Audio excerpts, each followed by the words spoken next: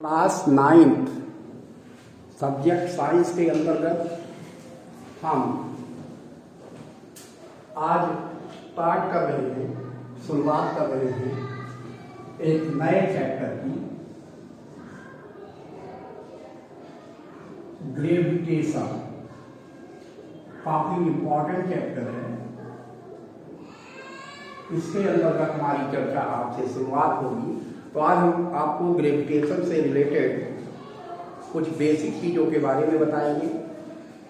वास्तव में ये जो ग्रेविटेशन है क्या? तो वास्तव में दो वर्ड्स होते हैं। एक तो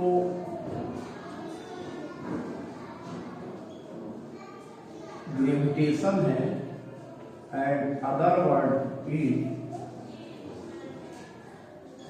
ग्रेविटी। दो चीजें हैं, एक चीज है ग्रेविटेशन और एक चीज है ग्रेविटी। वास्तव में ग्रेविटेशनल फोर्स है, ग्रेविटेशनल फोर्स और एक फोर्स ऑफ ग्रेविटी है। दोनों का मतलब एक ही है, बस बेसिक डिफरेंस ये है कि ग्रेविटेशनल फोर्स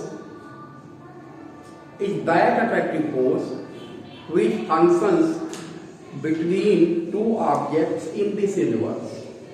इस यूनिवर्स में जितने भी ऑब्जेक्ट हैं, इनके बीच जो अट्रैक्टिव फोर्स फंक्शन करता है, जितने भी ऑब्जेक्ट आपको इस यूनिवर्स में दिख रहे हैं, इनके बीच जो भी अट्रैक्टिव फोर्स काम करता है, that is known as gravitational force. उसे हम ग्रेविटेशनल फोर्स कहते हैं। जैसे अब ये फोर्स इतना वीक होता है कि हम इसे एक्सपीरियंस नहीं कर पाते। तो पहले हम डिस्कस कर रहे हैं ग्रेविटेशनल फोर्स के बारे में। In this universe all objects attract to each other by a force and that force is known as gravitational force. This force is weak force, therefore normally we cannot experience it। इसे हम experience नहीं कर पाते। अब दूसरा force है gravity, force of gravity. वास्तव में force of gravity gravitational force से ही रिलेटेड है। पार्टिकुलर जब दो ऑब्जेक्ट जिनके बीच ग्रेविटेशनल फोर्स लग रहा है, उनमें से एक ऑब्जेक्ट अगर अर्थ है, out of two object between which gravitational force is acting, one object is earth, then it is known as force of gravity। So simply we can say that force of gravity is that force because of which earth attracts any object towards it। जिस force से अर्थ किसी भी object को अपनी तरफ attract करती है, उसे फोर्स ऑफ ग्रेविटी कहते हैं।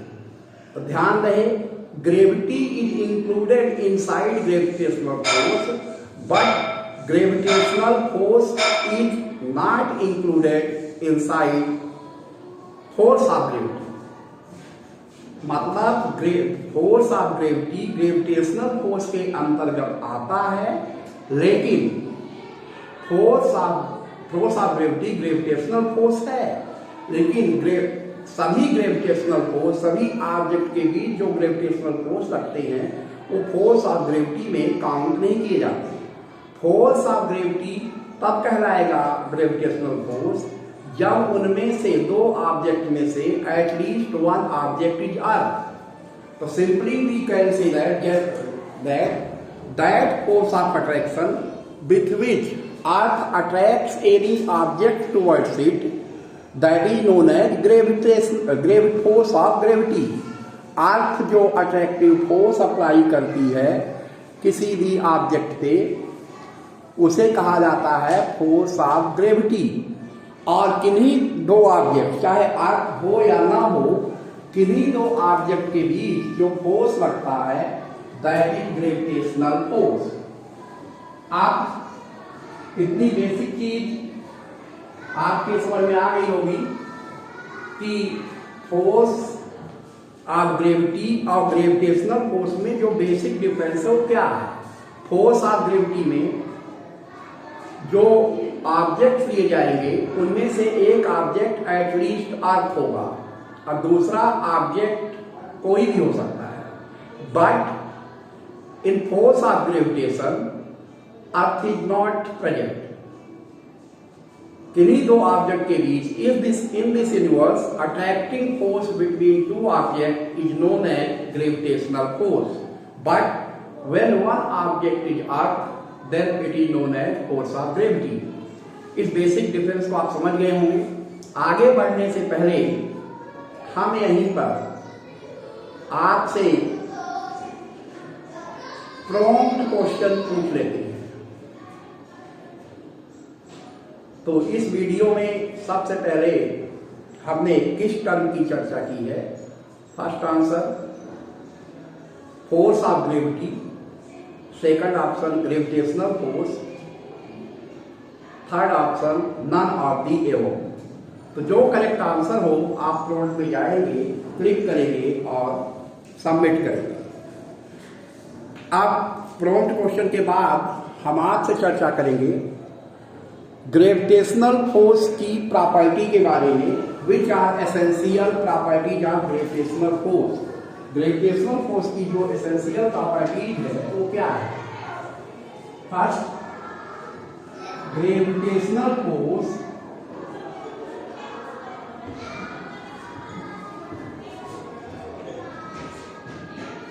is weak force. Second, it is always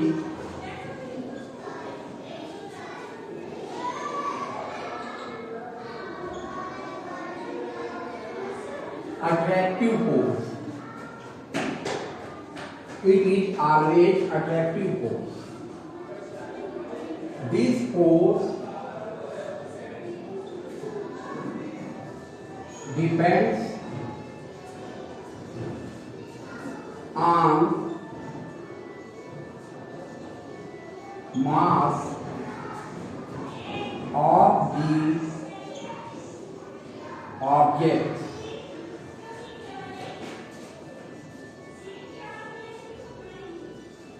Gravitational force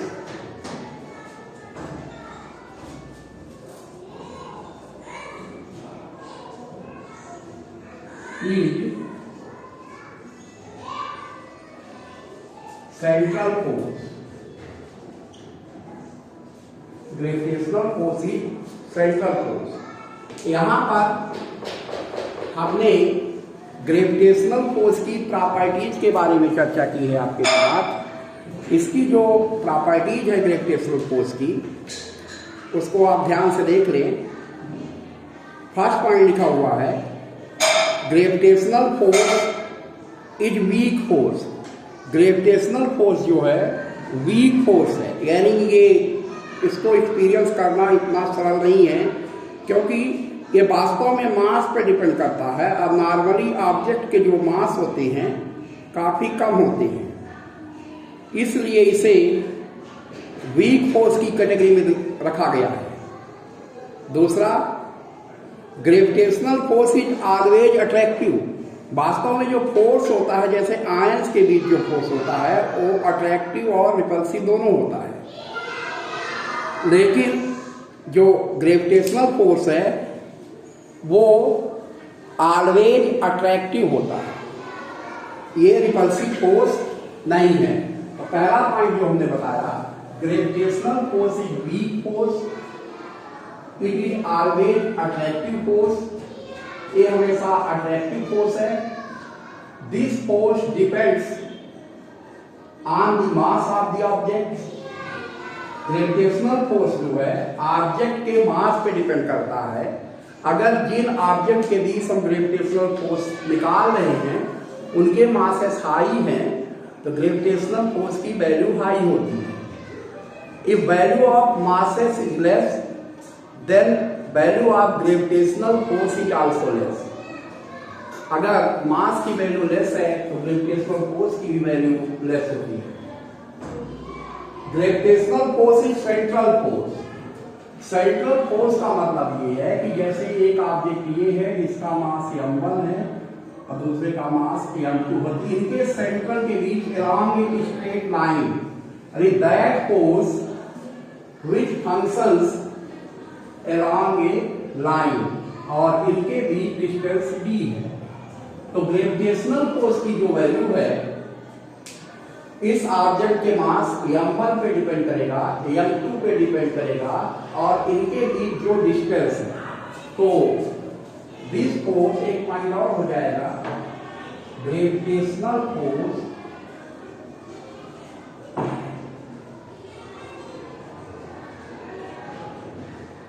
depends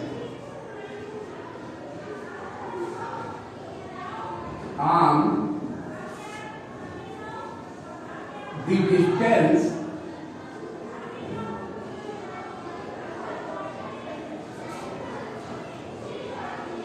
between two objects। Gravitational force जो है ऑब्जेक्ट के बीच जो डिस्टेंस है उन पे डिपेंड करता है। तो यहाँ पर जो ग्रेविटेशनल फोर्स की प्रॉपर्टीज है एक बार हम फिर से रिवाइज कर देते हैं। Gravitational force is weak force. Gravitational force weak force है, ये स्ट्रांग फोर्स नहीं है, because of it can not be experience. It is always attractive force, ये हमेशा अट्रैक्टिव फोर्स होता है।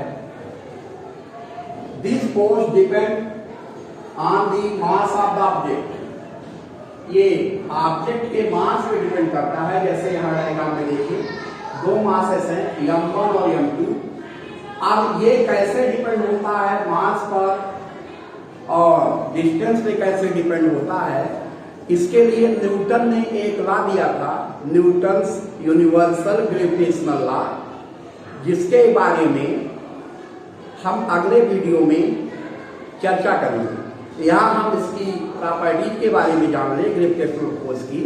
तो पहली प्रॉपर्टी है gravitational force is weak force, it is always attractive force, this force depends on mass of the object, gravitational force is central force, gravitational force depends on the distance between two object. Gravitational force जो है जो objects हैं उनके बीच distance पे depend करता है।